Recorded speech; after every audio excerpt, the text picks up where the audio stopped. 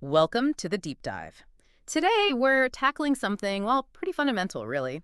How we get through the tough stuff life inevitably throws at us. And maybe even find some surprising growth along the way. Exactly. And you've given us a really fascinating set of resources to look at here. Yeah, we've got acceptance and commitment therapy, ACT, Mm-hmm. the power of journaling, which I think is Yes. often overlooked. Mm-hmm. Then there's post-traumatic growth, which is a really interesting concept, and also Stoicism. Right. It's a great mix, from modern therapy techniques to like really old philosophies Yeah. and personal practices, all focused on how we deal with challenges. Yeah. So our mission for this deep dive, I suppose, is to pull out some useful insights, maybe find some connections between these different ideas, Mhm. and hopefully give you, the listener, a better handle on how to not just, endure hardship, but maybe even thrive because of it. Sounds good. So where should we start? Maybe with ACT, acceptance and commitment therapy. Yeah, let's do that. The sources you shared on ACT, they have this, well, pretty provocative idea about what we think of as normal mental health. They really do. It challenges that sort of Western psychology idea that the baseline is healthy normality. Right. Instead, ACT suggests that actually the normal human mind, just the way it works with language and thinking, can sometimes be, well, almost destructive. Yeah, it can lead us into suffering all by itself. It's how our minds constantly narrate, compare, judge Uh-huh. that can set us up for this internal battle. And that ties directly into this key ACT concept, experiential avoidance. Experiential avoidance. Okay, it sounds a bit jargony, but the idea, as I understand it, is basically our standard problem-solving mode gets turned inwards. Exactly. If something outside us is bad, we try to get rid of it, fix it, avoid it. Makes sense. But ACT says we apply that same logic to our own thoughts and feelings, the uncomfortable ones. Mhm. And that's often where the trouble starts. Because trying to just eliminate a feeling or a thought doesn't really work the same way. Right. Often it backfires, pushing thoughts away, suppressing feelings. This internal fight can actually make the suffering worse in the long run. Like digging yourself deeper into a hole. Precisely. The ACT overview even mentions how things like addiction often start as, an attempt to just escape or numb out from difficult feelings, boredom, anxiety, whatever it is. Yeah, that initial fix creates a much bigger problem down the line. And the stats you shared really drive home how common this kind of psychological struggle is. Oh, absolutely. Yeah. We're talking significant chunks of the population dealing with depression, high addiction rates, even surprisingly common suicidal thoughts. And that's not just people with formal diagnoses, right? It's Yeah. it's kind of the background radiation of being human for many people. It really underscores that suffering isn't an anomaly, it's widespread. Which brings us to a really useful distinction ACT makes between clean discomfort and dirty discomfort. Okay, clean versus dirty. Tell me more. So clean discomfort is just the natural, unavoidable pain or unpleasantness that comes with life. Disappointment, loss, fear. It just is, depending on the situation. The initial hit, basically. Dirty discomfort is what we add on top of that when we start struggling with the clean discomfort. Ah. It's the, I shouldn't be feeling this, or this anxiety is terrible, I have to get rid of it, or beating yourself up for feeling down. The internal struggle, that's the dirty discomfort. ACT calls it an emotional amplifier. So you're not just sad, you're anxious about being sad or angry at yourself for being anxious. Exactly. You're piling suffering on top of pain. Right. And ACT offers a different path than that constant struggle, than experiential avoidance.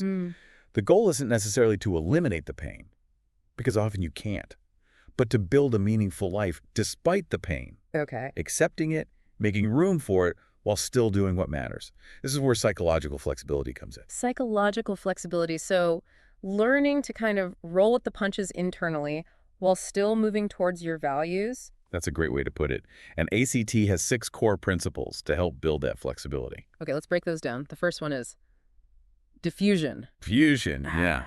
This is about learning to see your thoughts for what they are. Just words, images, bits of language passing through your mind. Not literal truths. Exactly. Not commands you have to obey or absolute facts about reality. It's about reducing their impact, their hold over you. The source had some cool examples, like repeating a negative thought really fast until it just sounds like noise, or imagining it in a funny voice. That seems quite different from, say, CBT, where you might challenge the thought's accuracy directly. It is different. ACT isn't primarily about changing the content of the thought, but changing your relationship to it. Seeing it, noticing it, but not getting tangled up or fused with it. Okay, that makes sense. Diffusion. What's next? Acceptance.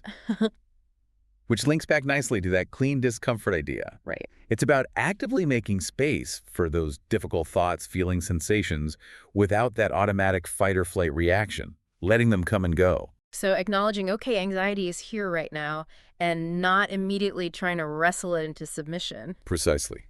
You drop the struggle. Then there's contact with the present moment. Pretty self-explanatory, but crucial. Paying attention to the here and now, right? Not lost in the past or worrying about the future. With openness, with curiosity, just noticing what's actually happening inside and out. Okay. The fourth one is the observing self. This one can feel a bit abstract at first. Yeah. It's recognizing that there's a part of you, a perspective, that is aware of your thoughts and feelings, but isn't defined by them. It's the you that notices you're having a thought or feeling. Like the container, not the content. Exactly. The source used the analogy of the sky and the clouds. Thoughts, feelings, sensations were like clouds passing through. But you are the sky. Vast, constant, unchanged by the weather. I like that. It creates a bit of space, doesn't it? Even when the weather is really stormy. It does. It offers perspective. It means you aren't just your anxiety or your sadness. You are the awareness that holds it. Okay. So, diffusion, acceptance, present moment, observing self. What are the last two? They're about action and direction. Values and committed action. Right. Values meaning what's truly important to you. Deep down, yes. What kind of person you want to be, what you want to stand for in life, what gives your life meaning. And committed action is? Taking steps, setting goals that are guided by those values, doing what matters even when difficult thoughts and feelings show up. Ah, okay. So it's mindful action aligned with your values, even if it's uncomfortable. Precisely. The source gave that example of Michael, the accountant with social anxiety. Yeah, I remember that. His values were connection and intimacy. Right. And even though social situations triggered intense anxiety for him, the clean discomfort he chose to willingly experience that anxiety, acceptance, in order to engage in actions aligned with his values, committed action, like going to social events. And interestingly, his anxiety actually decreased over time, but that wasn't the main goal. Exactly. It was a byproduct of living his values.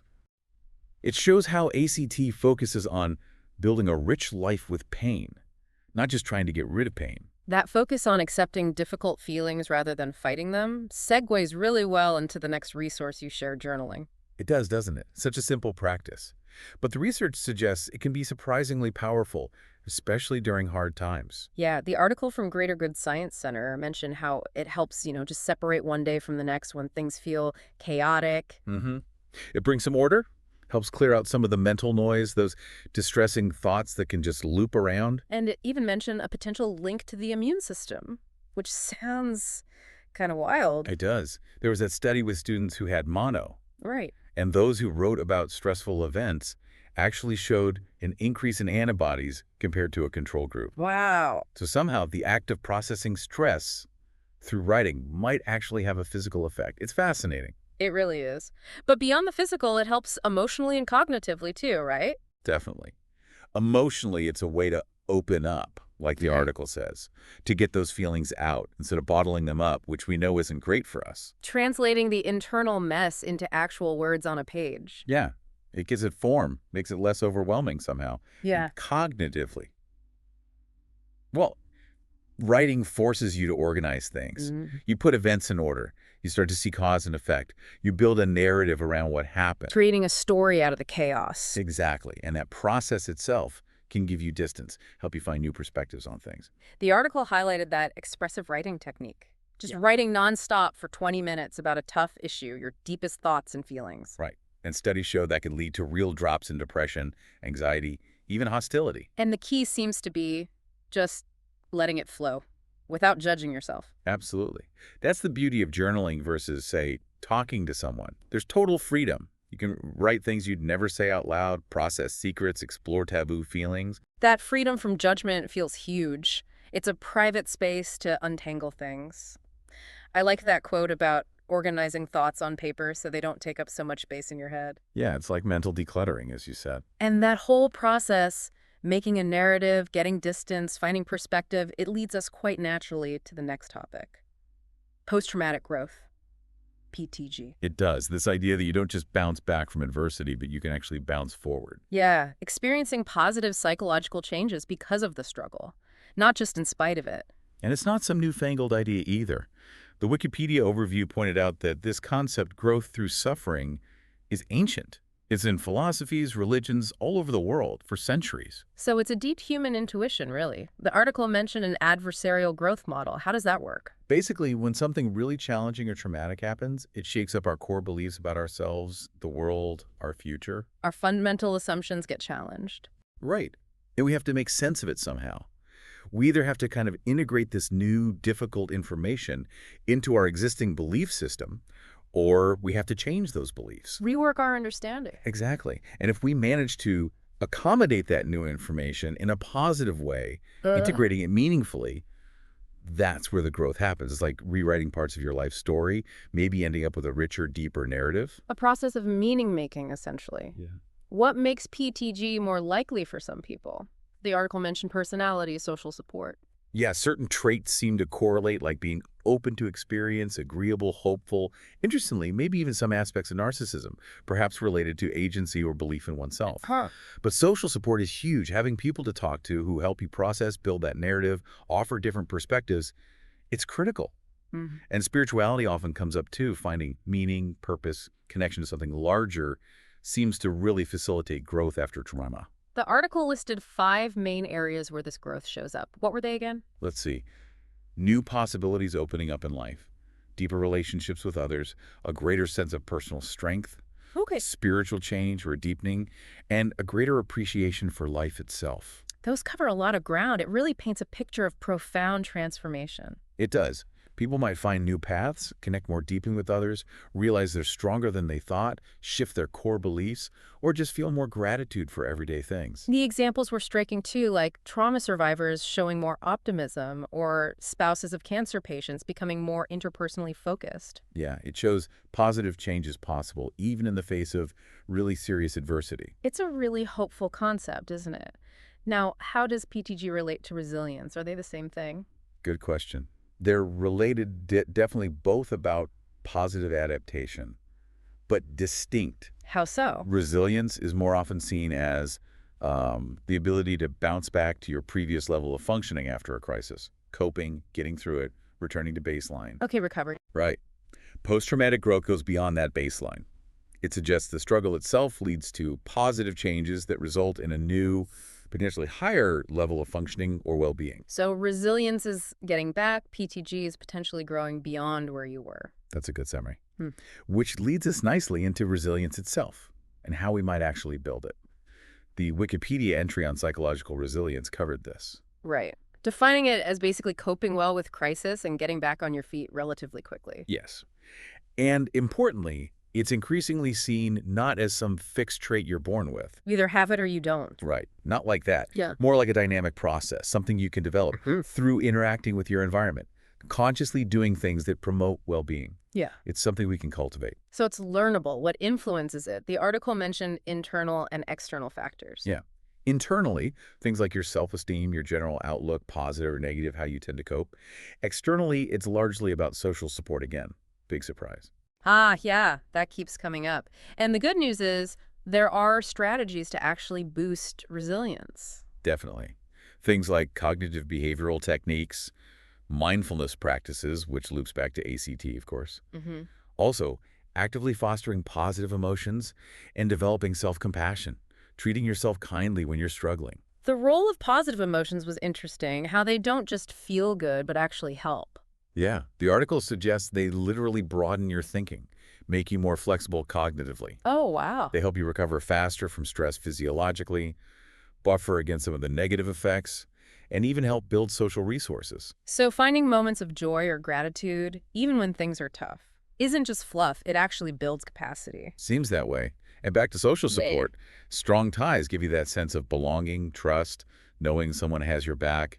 Crucial in hard times. The military example about unit cohesion really highlighted that. Yeah, needing that connection when facing adversity. It's fundamental. The article also mentioned specific CBT stuff like challenging negative self-talk, planning for challenges, practical tools. And then there was that interesting point about language and communication skills, especially for people in new environments. Right, like refugees or immigrants, how learning the language isn't just practical. No, it's tied to identity, accessing resources, fitting in socially, even processing trauma. It's a huge factor in building resilience in that context. It's about regaining agency and connection in a challenging new world. Okay, so that brings us to the last piece you included, that Reddit thread on Stoicism. Yeah, now obviously a Reddit thread isn't like an academic paper, Sure. but what's telling is that people turn to Stoicism when they're facing adversity. The very act of seeking it out suggests what they're finding valuable in it. And what would that be, do you think, based on general Stoic ideas? Well, likely that core emphasis on perspective, on inner control, the idea of focusing on what you can influence, your judgments, your responses. And accepting what you can't control, external events, other people. Exactly. And finding virtue, finding strength in how you choose to respond to challenges, rather than wishing the challenges weren't there. So even without specific details in that thread, we can see it represents another powerful toolkit for navigating hardship, focusing on inner fortitude and acceptance. Right. It's another angle, complementing some of the other ideas we've discussed. Okay, so as we wrap up this deep dive, let's try to synthesize a bit for our listeners. Yeah, what are the big takeaways? Well, we've seen a few different but maybe overlapping paths, haven't we? There's the ACT approach of actively accepting difficult emotions, not fighting them. Making room for the pain. Then there's the processing power of journaling, understanding, creating narrative, gaining perspective. Turning inwards to make sense of things. We also looked at the potential for post-traumatic growth, that surprising possibility of positive transformation from struggle. Finding strength and new meaning after adversity. And finally, the idea of proactively building resilience, cultivating inner resources, and leaning on external support. Strengthening our capacity to cope and bounce back. Or even forward. It seems like these aren't mutually exclusive either. Not at all. You could imagine someone using ACT principles for acceptance, journaling to process, finding growth as a result, all while building general resilience. Right. And it really highlights that the journey is personal. What works best will likely be a mix, unique to each individual and their circumstances. Absolutely. There's no one-size-fits-all formula for dealing with life's difficulties. So maybe a final thought for our listeners to ponder. As you hear about these different angles, acceptance, processing, growth, resilience, which one or which combination resonates most with you right now? Yeah. Where do you feel drawn? And thinking about future challenges, because they will come, how might you experiment with some of these ideas? Could you practice a bit more acceptance? Maybe try some expressive writing? Focus on building supportive connections? It's about finding what tools feel most useful for your journey. Exploring ways to navigate hardship, not just with grit, but with maybe more wisdom and self-awareness. And perhaps even finding unexpected strength along the way. It's continuous process, this navigating life. It really is. We hope this deep dive has given you some valuable food for thought and maybe some practical starting points.